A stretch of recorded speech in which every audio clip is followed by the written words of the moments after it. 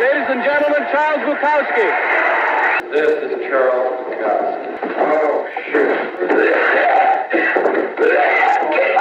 Hello, everybody, and welcome to the Bukowski podcast, where today I'm going to be talking with Matthew Buckley Smith of Sleerickets fame, and also I think he's one of the editors at Literary Matters, and an amazing poet and writer in his own right. More fucking degrees than you could shake a stick at. This guy's done it all, and he's a cool motherfucker. If you haven't heard my interview on Sleerickets, where we just had a conversation about some cool shit, I'll leave a link to that down below. You should definitely listen to Sleerickets. It's the best poetry podcast out there, and there's three, and Sleerickets is the best. Tonight we're going to be talking about mathematics and the breadth of the way, basically this manifesto, and then maybe we'll talk about a couple of the other bits of criticism and what have you that's in the book that's pretty good. And hell, we might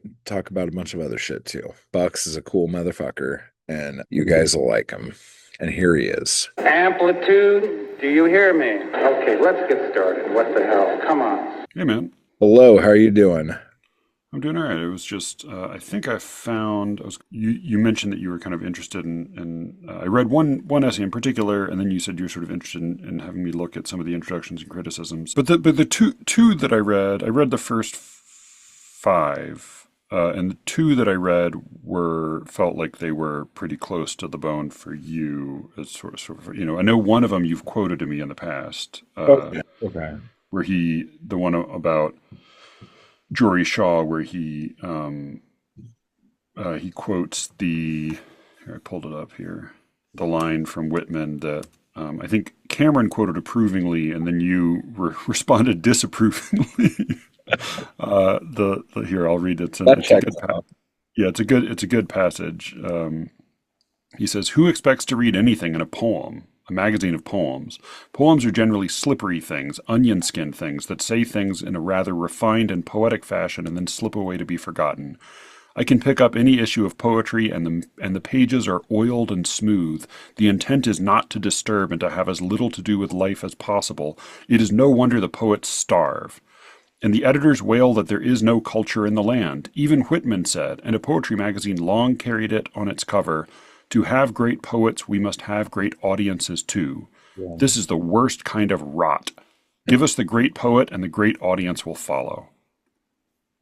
So yeah, that to me that felt very much like in your spirit. Yeah, I mean, yeah, motherfucker's got to be great. You can't blame it on the audience the whole time. No, that's like it's like politicians blaming elections on all the people who vote for them. Like, well, motherfuckers, get better. So, this. Yeah. I'm curious what. Yeah. So I took a lot of notes. It's odd reading a book in this format, but I appreciate you sending it to me. And he's very readable. He's very engrossing. Conversational. Yeah. I do find myself sort of like asking what all right. So like, here's part of my experience reading him. Okay. I was trying to think about like, what is this like? It's a little bit like if I were reading a review of poetry in another language, but the review was written in English, but then the quotations were all in the original other language that I couldn't read.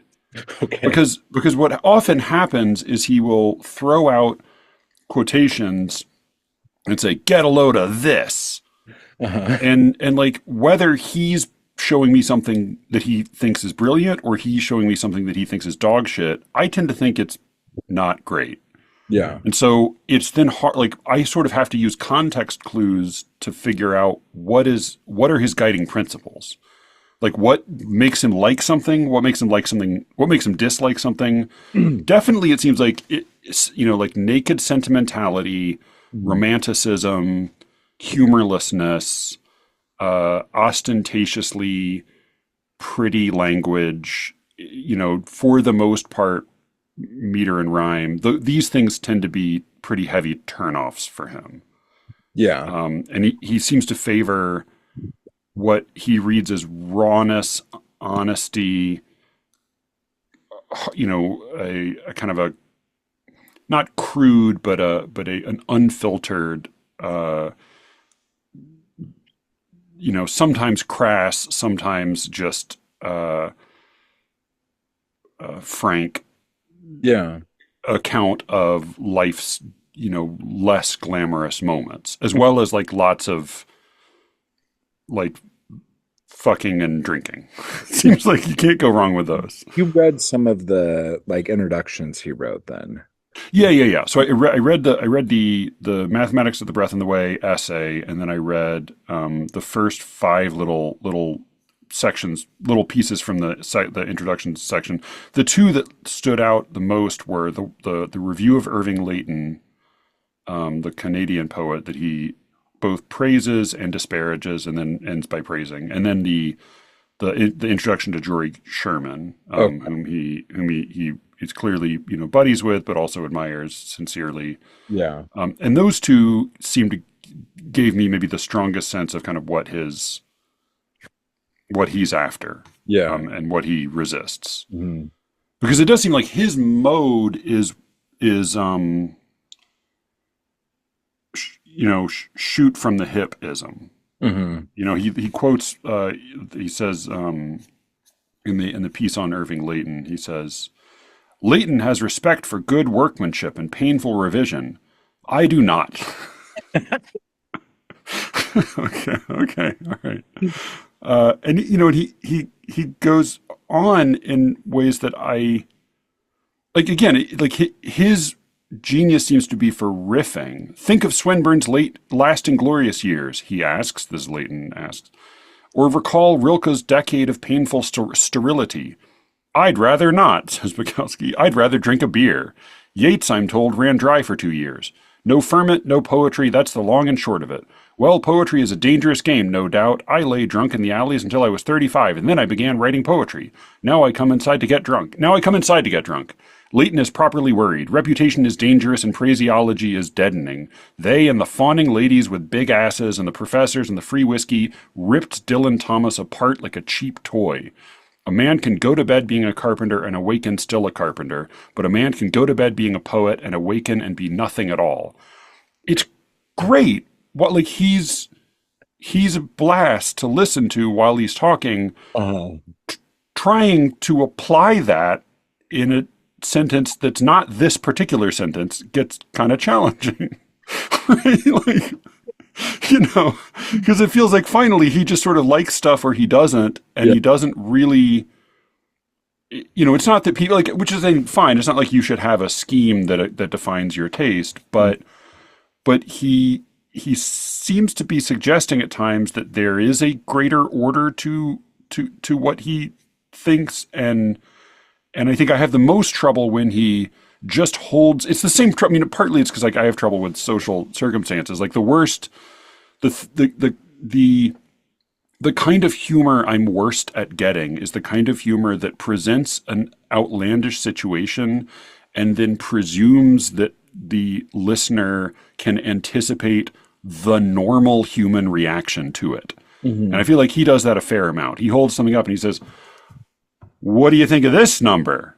And I think are you saying that sarcastically? Are you saying that encourage? Should I like it? I don't know. I don't like any of this faux beat mid-century nonsense that you're into, and I don't like the stuff you're not into either, but I also don't know what you think good poetry is. Yeah. But he's fun to listen to riffing on it. Oh, yeah. For real. Well, we should probably talk about your history with him. In general, because you're not a big reader of his. No, my history with him extends mostly all the way back to this morning. I've read some poems of his, and I think I saw that Matt Dillon movie years ago that was based on Oh, some the book of his, factotum. Factotum. Yeah. I don't, And I don't think I like that very much. I've heard Barfly is very good, and I think that's also based on him. Yeah. Um, but I've not seen it. Uh, yeah, I think my primary exposure to him was a handful of poems that seemed mostly sort of like joke poems. Like in a way, what they felt closest to was poems I've read by the poems, not the criticism, but the poems I've read by Patricia Lockwood, who like she got her start on Twitter because she's like a very funny writer of one-liners. Yeah. And so a lot of her poems have that quality of being like a lot of great one-liners. Like just and clips. yeah, they're quips and they have some some spunk behind them. They have some blood and sweat behind them, and they have some life experience behind them. They're not just witticisms, but they're good jokes, and it's not necessarily, I don't know. It's not like I am a big lover of the plain style. Like I'm not precious about language the way Yeah. some of my good friends are, but then I read, I read some of this and I think like maybe I am precious about language. I don't know. Well, like, I don't know, man. I think you've read like Tragedy of the Leaves. Like I think I sent that to you like a million years ago. But Maybe that's the. I mean, that sounds like a riff on Homer because that's the exchange in the Iliad. Yeah, The yeah. tragedy of man is the tragedy of leaves, and Yeah. Shroud Santos is. Let me read it. I just found it here. Unless your audience has heard it 50,000 times on this Yeah, podcast, I'm I sure don't they know. have. But it's probably Um, one of their favorites, so they wouldn't yeah, mind yeah. hearing All it. right, this is the tragedy of leaves by Charles Bukowski. I awakened to dryness, and the ferns were dead. The potted plants yellow as corn. My woman was gone, and the empty bottles like bled corpses surrounded me with their uselessness. The sun was still good, though, and my landlady's note cracked in fine and undemanding yellowness.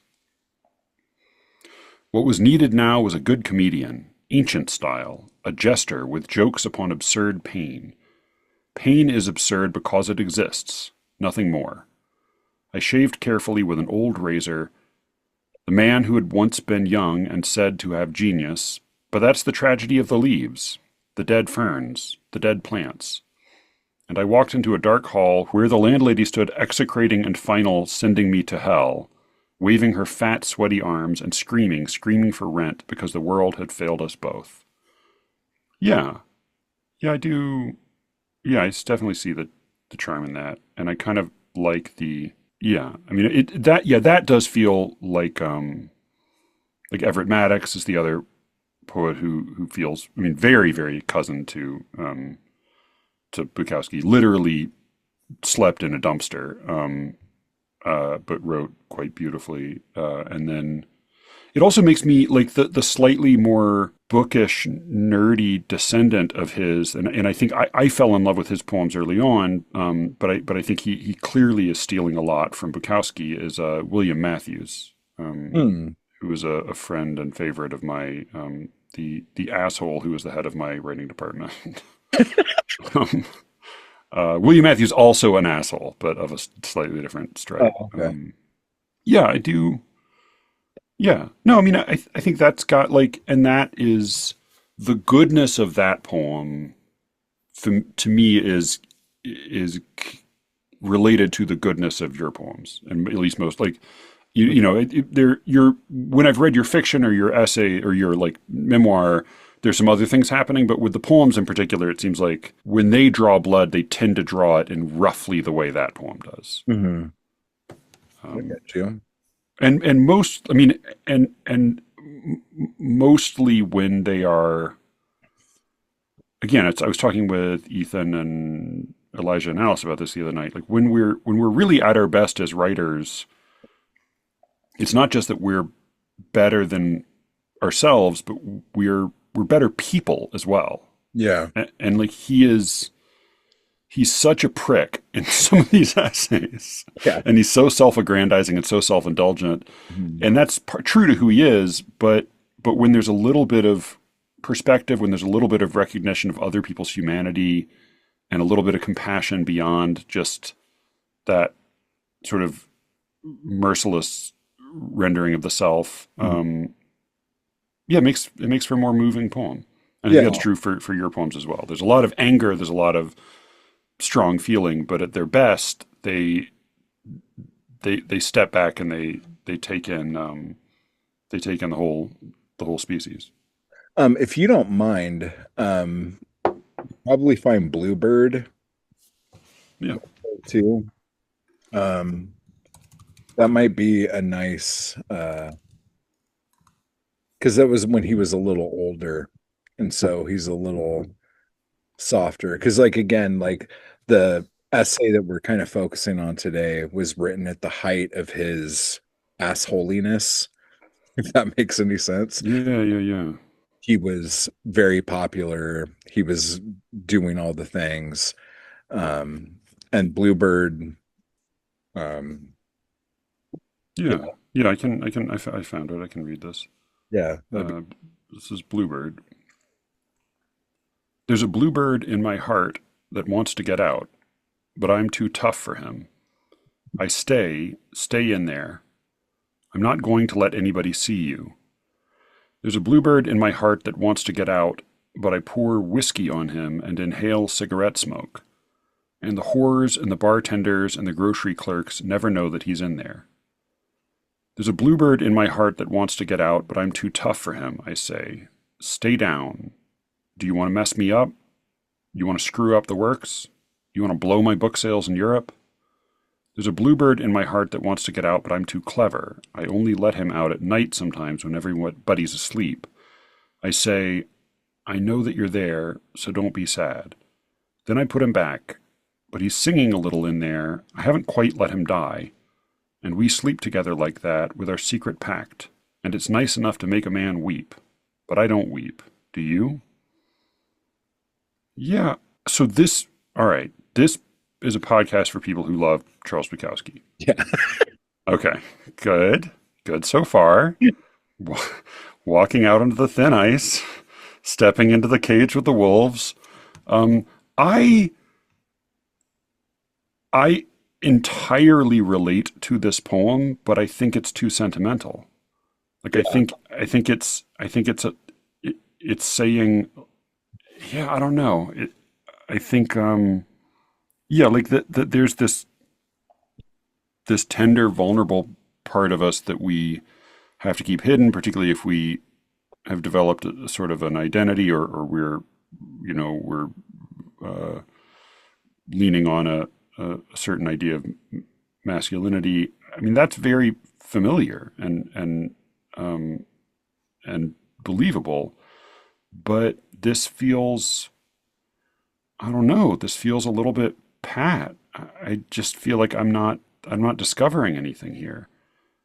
And that's probably also the kind of pap that he would have bitched about in the 70s, like in these introductions and in these. Yeah.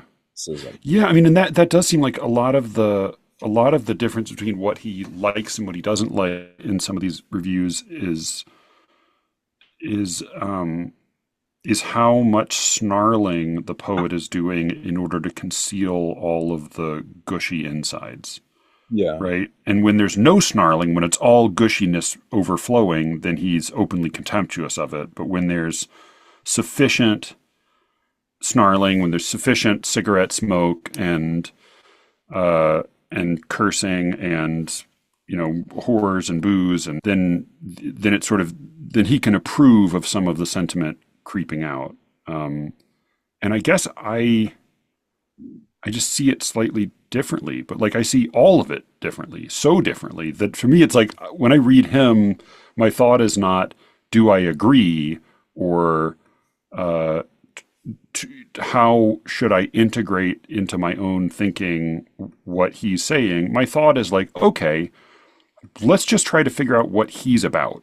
What is this guy after? Because I think it's probably something pretty different from what I'm after, but I want to understand it. I want to get what I can out of it. And I want to appreciate the goodness of him being him, right? Like, it's like when you go to a movie and you have the wrong idea of what kind of movie it's supposed to be, like if you went to see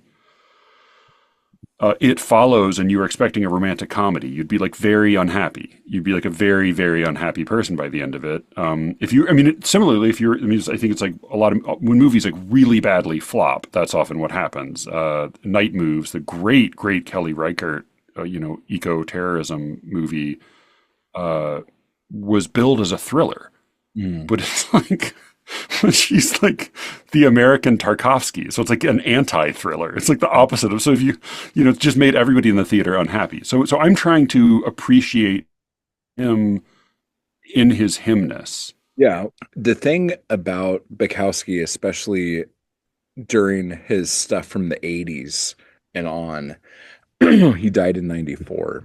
But the stuff from the 80s, it was almost as if he was such a huge personality, and like the legend and myth of him was so much bigger than him that like most of the stuff he wrote was about the legend of him instead of like just typical shit you go through every day. You know what I'm saying? Oh no, for sure. And he seems to be aware of this danger, and he calls it out when he sees it in others. But it does seem very much. I mean, it also, the other thing I try to keep in mind reading this is like some of these were written, 60, 70 years ago almost. One of these was written in 1960, and that's now like his 65 years ago. Is like, I don't want to say meteoric rise, but like between probably like 67 and 72, he became such a fucking legend. Right. That like, I don't know, like I don't want to like blow him like more than I already have by doing a fucking podcast. Yeah. But like, it's almost like Kurt Cobain and Nirvana. Right. Yeah. Well, his influence it's like you can just smell it a mile away. Like he had clearly had so much impact on how people approached this whole question. And that's partly why, like, when I read his essays, I don't know, or his poems, when some of it strikes me as shticky or cliched, I don't know how much of that is just because he invented it and I've seen so many people imitate it. Yeah. Like the things he likes to tell you in the middle of writing a review, like how many beers he's had that day and like what he's having for lunch and like whether he's smoking a cigarette or taking a shit. And I feel like my two thoughts are like, on the one hand, like, I don't fucking care, man. Like I'm reading, I thought I was going to read, you were going to say some things about poetry, but I also recognize that like, that presumably if he's bothering to do this, is because he's trying to cut through whatever the convention of the time was. He's trying to respond to what the expectations were. And the problem is that I'm coming into it with expectations that have been set by generations of people imitating him at this point. Yeah. And that's one of the biggest things that, like, I don't know. I mean, I'm sure people get it, but I honestly don't think they do. Like, art in general is always a response to what's happening at that moment. Yeah. Whether it's poetry or fucking painting or fucking music or fucking whatever. Sure. I mean, we could even go into how graphic horror films got in the late 70s off of all of these people serving in Vietnam and seeing monstrosity after monstrosity. And then they come home and they're like, well, I know what a fucking corpse gutted looks like. I guess I could do special effects. It's like, everything is a response to what's happening. And I think a lot of people, like especially with Bukowski, it gets lost. And I think one of the problems with Bukowski that you will find is that he was writing for so many fucking years and like putting out a ridiculous amount of shit for fucking decades that like there are so many different things he was responding to over the course of a career that like I feel like so many people will just like gut him for his stories or whatever, you know what I'm saying? Yeah. The argument people have. But and he does make a point. I very much am with him. He says that, because he reviews Irving Layton's The Laughing Rooster, which is a boy, I really don't like that title. But but I also don't like the whole impression I get of Irving Layton. But what he says about after like mercilessly mocking his introduction to his own book of poems and the fact that he wrote an introduction to his own book of poems and mocking a bunch of his poems and harping on his weaknesses as a poet, he ends it by saying like that I don't like a lot of his poems is nothing. That I don't like his introduction is nothing. That he's written a bunch of bad poems is nothing. What the only thing that is worth noting is that I discovered he exists and he's written a handful of poems that are really good. And I'm totally with him there. Like, when it comes to writing, I'm a believer in heroism, not saintliness, right? Like, what matters is not that you have never fucked up, because we've all fucked up. What matters is that you ever did something amazing. Yeah. So I'm very, very much with him there. I mean, I'm kind of like, he seems to read sort of the way, like, the friends I have who I feel like are smarter than me and like stuff I'm too dumb to like.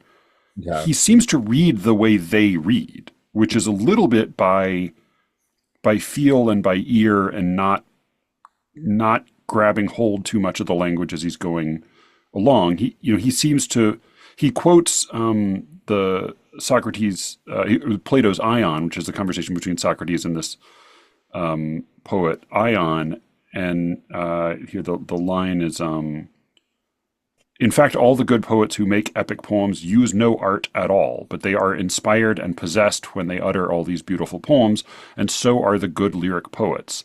These are not in their right minds when they make their beautiful songs, but they are like Corybants out of their wits dancing about. He says Corybants were priests of Cybele who celebrated like hell about the mysterious things they were not quite sure of. And that what's amazing about that passage, of course, is that Socrates and to some extent Plato is saying like poets don't know what they're doing. They're just sort of the spirit moves them and they write some things down, or they in this case they say some things aloud and they compose the poem that way, and who knows where it comes from. But what's wild, what's like crazy to me, and what's seldom like the point that is seldom articulated is that in this exact dialogue, nobody, Socrates nor Ion nor Plato, makes any distinction between composing a poem and reciting a poem. Yeah. So like Ion doesn't write poems.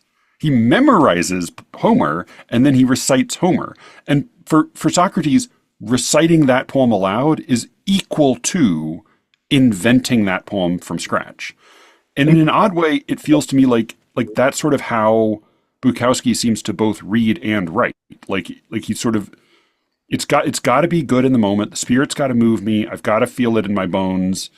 And he even says, like, I don't give a shit about the poem. I mean, he sounds a little bit like you. And then he says, I don't give a shit about the poems once I'm done with them. Yeah. Yeah, for real. I can, to some extent, understand that sentiment. And I share some of it, but it also seems like he's just talking about something so different from what I mostly invest in when I invest in poetry. So then I just want to like understand as best I can what he's even about, Yeah. And like there's a couple things I want to hit. Like first off, going back a little bit, is this because I like where we're going right here. But is there another poet that you could think of in like the last, I don't know, like 100 years or 50 years or whatever, that's not that McEwen guy, but Rod McEwen, yeah, who had such a mythos about them just off of the stuff they had to like live up to their entire life and continue, who didn't just like gun themselves down like in their 20s. Yeah, I'm trying to think. The only two examples that leap to mind are T.S. Eliot and Allen Ginsberg. Yeah. Yeah. I mean, Eliot, was reading poems to stadiums full of people, he did hang around for a while, but he also did the opposite of Ginsberg and Bukowski, where he wrote less and less and less and less. Mhm. particularly poetry. He was very, very abstemious about what he put out. And do you think that what he was basically doing at that point was just like, well, they're going to pay me to read these old poems that I wrote 10 years ago. I might as well just go into a stadium and read all this shit.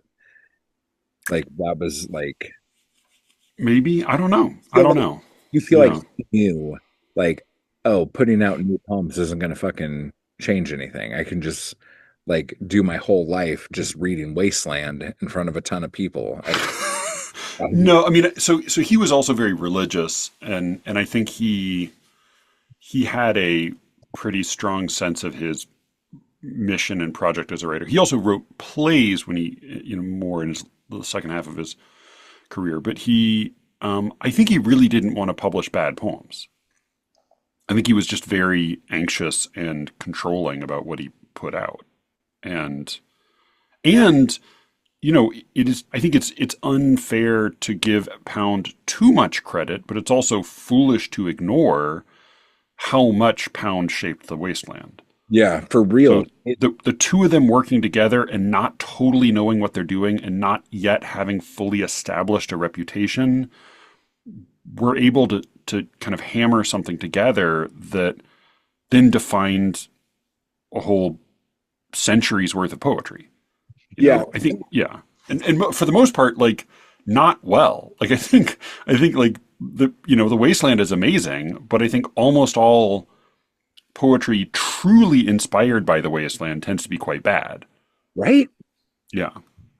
And Like, I think he topped it out there. Like he invented a thing, or they invented a thing, and they kind of like did the best that could be done with it in the first swing. okay. And like two parts on that is like Bukowski was a huge Ezra Pound fan, and Yeah. I can believe that. his early shit, not Mhm. his later stuff.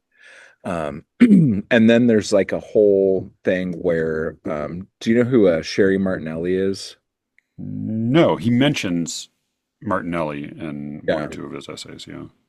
She was allegedly the lover of Ezra Pound. Okay. A bunch of the cantos was allegedly written about her from her own mouth, is what she says. And her and Bukowski had a correspondence that lasted for ridiculous amount of time. And there's like a book of their letters, like back and forth and shit like that. Oh I don't think it's very good, but that's a whole other thing. But like, because at first, like when he first starts writing her, it's like he's like kind of in awe of her and all this other shit. And then like as time goes on, he's like, dude, bitch, like I don't even know if you actually knew the fucking guy. Because like she was kind of the woman that he was seeing either right before he was institutionalized or during his institutionalization or whatever the fuck. I don't know, it doesn't matter. But that's just kind of funny. You were talking about like reciting the poem and how that was kind of like almost a more important thing back in the day. Like we're talking like Socrates and shit, but back in the day where, so do you think that like style is kind of what the spoken word style is now? Like, is it the performance of the poem that you read that makes you reading the poem like more important than actually writing the poem? Mm, I mean, spoken word is its own phenomenon, and it's not my cup of tea. But I do respect the spoken word poets bother to like test their work against the hazards of a live audience. I do respect that. I did spend a lot of time in theater, and I think that tends to probably produce, like, I don't really like spoken word poetry, but I think on balance, I would much rather listen to your average spoken word poem than your average university poet.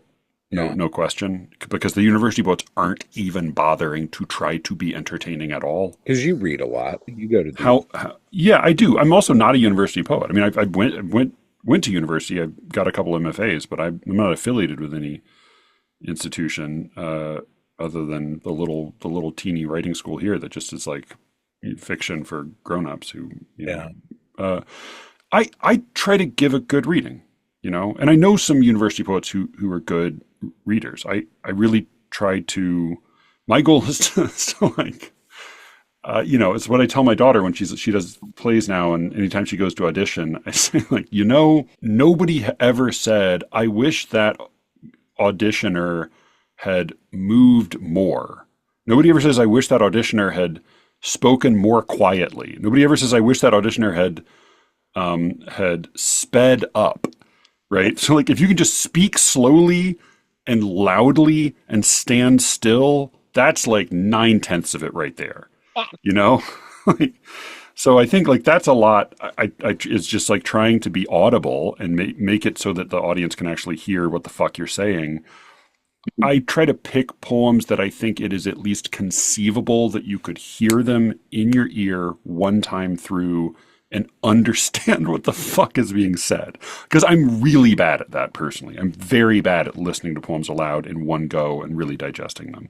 So when you're reading the poems, are you like, I don't want to say feeling the poems, or are you just like hitting the words and the meter that you're supposed to hit when Oh, yeah.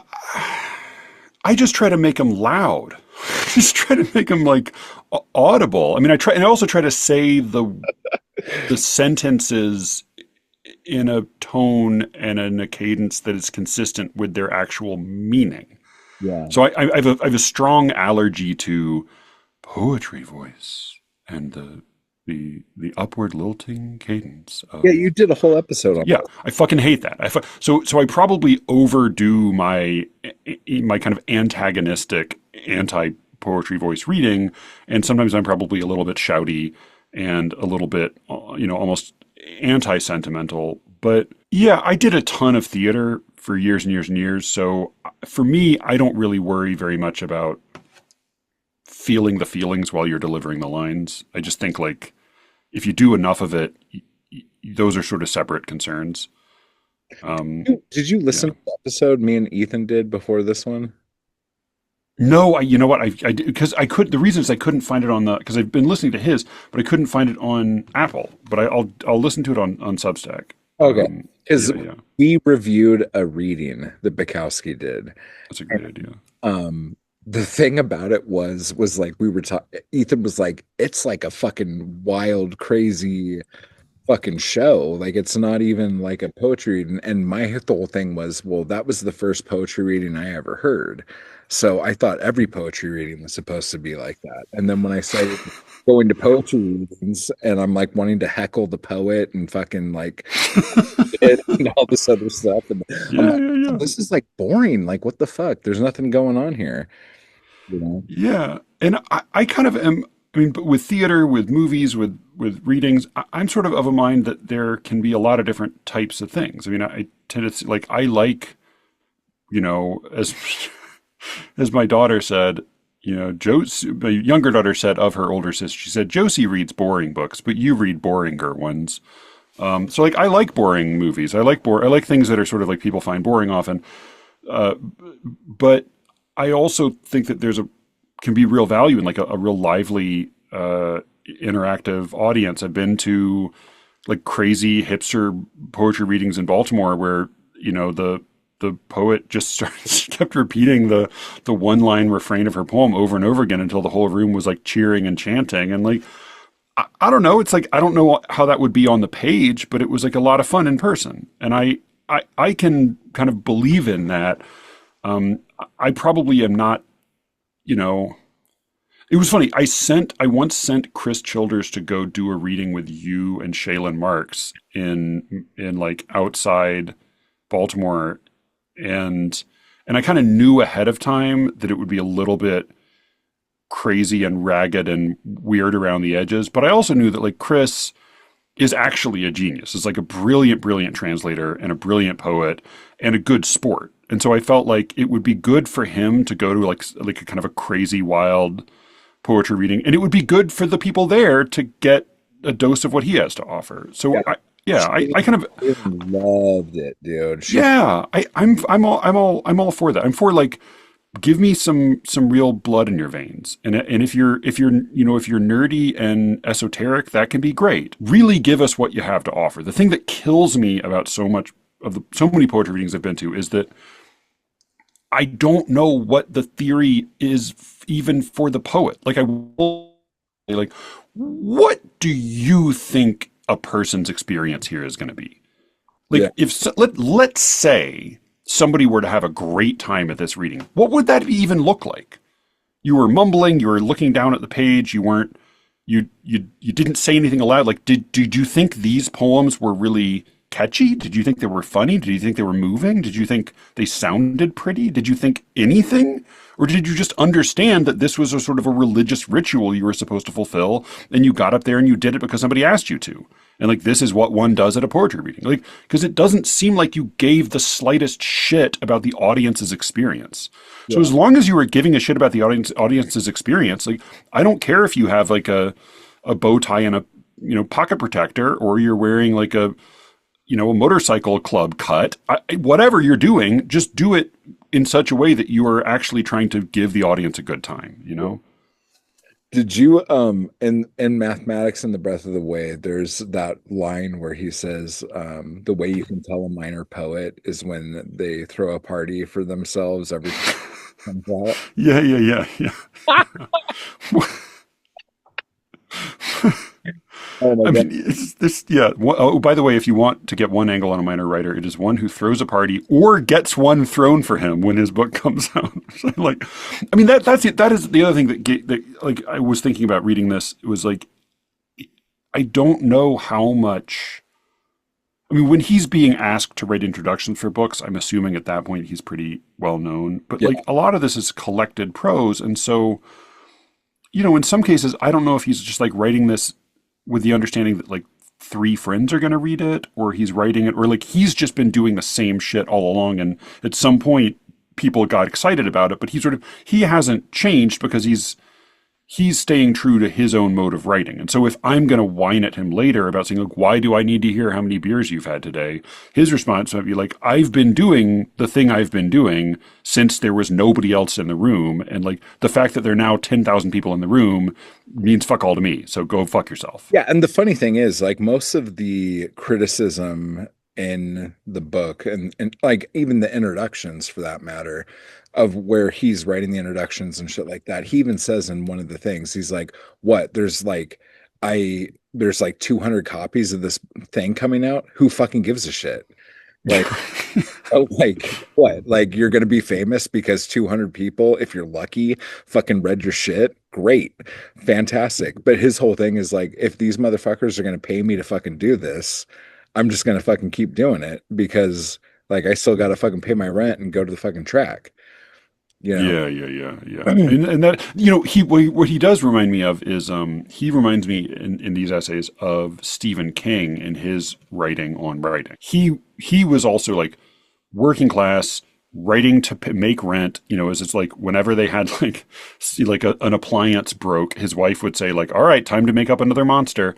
Like he was cranking it out to try to get by, and he's not at all precious about what he publishes, and he's not at all concerned with people disparaging his work. He's just he loves writing, and he's trying to keep his family, take care of his family. And so that he felt very much like a similar kind of, he had a similar angle on writing. Although Stephen King's maybe like, well, I don't want to say he's less of a hedonist because he was a huge fucking cokehead, but like he does seem to have a little more stability in his life at some point than Bukowski. It's like when you read like Bukowski talking about like writing, you're like, oh, okay. And it seems like normal because most of the shit Bukowski writes about is like that. But then you read Stephen King's on writing and you're like, dude, I don't fucking care what you fucking did when you were playing fucking baseball when you were a kid. Like, get the fuck like, what the fuck are you doing?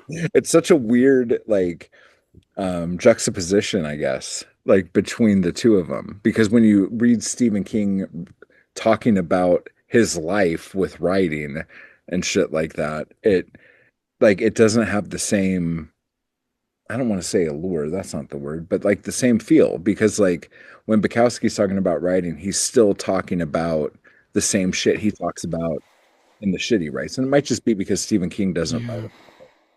Like, Yeah, it's funny. I think I may have almost the opposite experience because I think with Bukowski, and I've read a lot more Stephen King than I have Bukowski, um, but I feel like I don't necessarily need to hear again how much pussy you've gotten in your life. Like I don't necessarily. It's like I get it. You did you like the skirt was massive. Great. Like I was just like I don't like. It seems like a lot of his. You got to really live life is you got to get your dick wet and you got to get drunk and that's fine. But it like I think in a way like I'm more sympathetic to Stephen King trying to being a kind of a monster. Being somebody who naturally speaking is sort of it's why he didn't like Kubrick's The Shining because it had a little bit too much of like an actual alcoholic in it, right? It's like a little too close to home. Like he has that in him and he tries to kind of control it and tame it and make a decent respectable life for himself and his family. I find that struggle more gripping than like another of Bukowski's, barstool war stories, I guess. the funny thing is, like in the beginning of Mathematics, he talks about like how he's 52 and he has a trail of like pussy behind him that It's like more than 5 average men. It's yeah, like, all right, okay. but the funny thing about that is that when you read Women, like one of the novels based on his life kind of thing, he's 50 and when he's writing about it he's like I haven't been to bed with a woman in over 4 years and da, da, da, da, da. So in Yeah, these yeah. 2 years of him like doing poetry readings all over the country and like whoring himself out like that, he was like allegedly banging like a ridiculous amount of people in order for him Oh, to, I believe it. and it's just so funny because like I don't want to say he was like super virginal, but because of his looks and stuff like that, he didn't like I think he said he didn't go to bed with a woman until he was like 25 or 26. Yeah, He was yeah. 10-year relationship or not 10-year. It was a pretty long relationship with kind of prostitute kind of woman. But Yeah. so he didn't really get any play until after he was 50. So maybe that's why he's bothering to write about this when he's 52 because like when he says I've had more pussy than 5 average men, he means like I had more pussy last month than 5 average men. Like it's still happening. It's very fresh in his mind. He has to to get it down. Yeah, yeah. When he was describing what Irving Layton reminded him of in his bad poems, let me see if I can find it because it was pretty good. And he quotes a bad poem of Layton's, which again, to my eye, is identical to his good poems, but whatever. And then Bukowski says, I'm afraid that this poem could have been written by any high school girl with a bad case of acne who had missed the senior dance and was sorry for herself. And I feel like that's as soon as he said that, I was like, yes, that is my avatar. Like that is like, I am that girl. Man, I am that girl. That is a good quote. Fucking hell. Was there anything else in the that first part? Yeah, yeah. So I oh, this is from Mathematics of the Breath on the Way. Let me go back through my yeah, he talks about not keeping he doesn't keep carbons of his poems. He just sends them out to small magazines and loses them. I do not keep carbons. Why not, you ask? That's a thing in the mind that tells me that that's a thing in the mind that tells me that if I keep carbons, I too am a posturer looking for gravy and easy light. Hell, you say, haven't you any respect for your work? No, no, I don't. Not after it's written. Then it's dead. Who wants Christmas trees in April? And again, like, it's such a good line, but like, what is he talking about? What, what is the, what? I mean, it's one thing to say you don't care about the poems after you've written them. It's another thing to ask me to read them, right? Like that's the problem. The thing that I think is different about him was that like there were people asking to read him, whether he wanted I don't want to say whether he Yeah, yeah. not, but it was like he was kind of, I don't want to say discovered, because he was already like doing more little magazines than anybody like by this time, but he was kind of gifted in the sense that like John Martin fucking loved his shit, City Lights loved his shit, and wanted to just crank books out when they were starting their presses. City Lights had been around for a minute, but it's just he, I don't want to say, I mean, I guess he was blessed in the sense that there were people who desperately wanted to put his shit out. Yeah. But did he just have contempt for their desire to read his work? Is he just bullshitting here when he says he doesn't care about his own poems? I'm sure he cared, but like if he wasn't keeping carbons of his shit, there was a sense of not giving a shit at that point. Because I mean, he was writing like 6 poems a night, and then just sending them out to whatever magazine there was. Because that magazine Trace that he talks about in here, that magazine, all it was a directory of what little magazines were around at the time. So you open a copy of Trace and there's like 100 places you could send your poems to. Okay. So it's not a magazine then. It's a guide to but magazines. It would come out of because a lot of the little magazines would close shop after. Okay. All right. Because it's funny because I think of us as living in an era of like a proliferation of little magazines, but I guess this has happened before. This is not new. Listen, I don't know what else to do with you guys. I mean, And that was this episode of the Bukowski podcast. There is more of me and Bucks talking if you want to hear about it. On the next episode, we're going to be talking more about little magazines and not the history of them, but how they've changed over the years, and talking a little bit more about mathematics. And then there is also a outtakes version of the stuff we talked about that actually had very little to do with Bukowski or poetry at all, and much more about other more raunchy and just other stuff that will be for paid members on the Substack. So that will be available shortly, the ability to do that. And we'll do it like minor for a little bit just to see how it goes. Also, the crowdfunding campaign for Seasons of the Muse is still going on at igg.me/@/Seasons of the Muse. We have another 15 days as of this recording. So get on over there and check that out. Also, Sleerickets will be in the link down below or in the description below. And also mattwallart.com is my website where you can get my chapbooks and my paintings. Run over there as soon as possible if you want to get stuff because the prices are going up this month. So get on over there and take a look at stuff while you can, while the getting's good. And other than that, just type hard, read some Bukowski, and I'll see you next time. Let's call it quits. Okay? Thank you.